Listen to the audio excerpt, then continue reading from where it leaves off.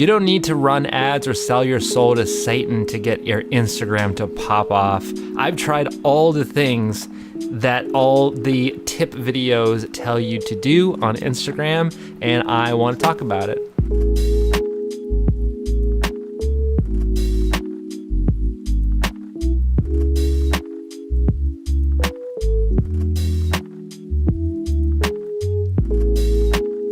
Okay, so first off, I am on Instagram. In fact, that is how I get most of my clients to come to me. It's basically your portfolio and your business card combined, and it's how I've gotten all my clients. I've run ads, I've done reels, I've done the carousels, I've done all the weird little tricks that all the Instagram people tell you to do. And pretty much I can say that none of it works specifically, but all of it works together. So when you hear people talking about Instagram and all these tips you can do, like, you need to be doing all of it. And it's exhausting, I know, because I do it. So we're gonna go over some of the tips, and we're gonna talk about what we can do to grow our Instagram. We're not gonna be talking about hashtags. Those are dead in 2025. Nobody uses those. And we're not gonna talk about weird gimmicks. Don't hire one of those follower clientele programs or whatever where you pay someone $5 and they send a bunch of bots to your page. And we're also not going to be weird and spammy about it. We're going to be real human beings. Okay, first of all, post with purpose, okay? You don't need to post every single day, but you do need to post with intention. Here's what I have found works.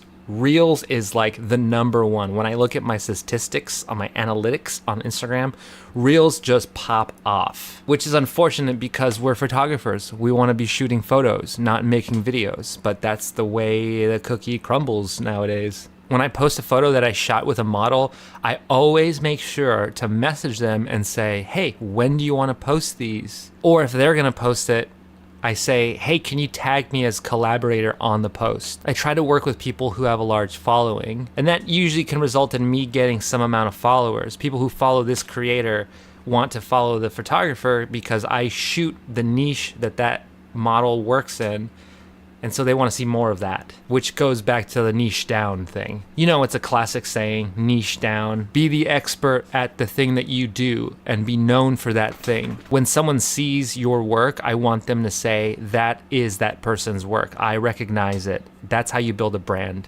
Something you can do on the collab posts is they can post the photos and they can tag you in it. And then you, on the other hand, can post the BTS and like the process, even the conceptualization of the shoot. Show your process, show how you work as a photographer, from why you chose the film that you shot with or why you chose the filters that you shot with, to setting up your lighting and why you decided to light it a certain way. Maybe you want to show you directing your client as they pose. Maybe you're like mirroring them or you're telling them what to do. Kind of showing that you're an expert in the subject. It's easy to do that nowadays by just putting your phone on a tripod and just filming, and later on look at the footage and cut it into a cool reel. Another thing I do to grow on Instagram is I talk to people, and not in a spammy way. If someone follows me and they're a model or there's someone I want to work with, I just message them and say like, hey, I looked at your page, you followed me, what's up? Let's talk. Do you want to work together? Do you want to make some art? Or even just saying hi, introducing yourself. Make sure you make that connection before it gets lost to the algorithm and then they're following some other photographer. Comment on people's posts. Say, dang, you did a great job with these photos. React to their stories. If someone reposts your work, just say thank you.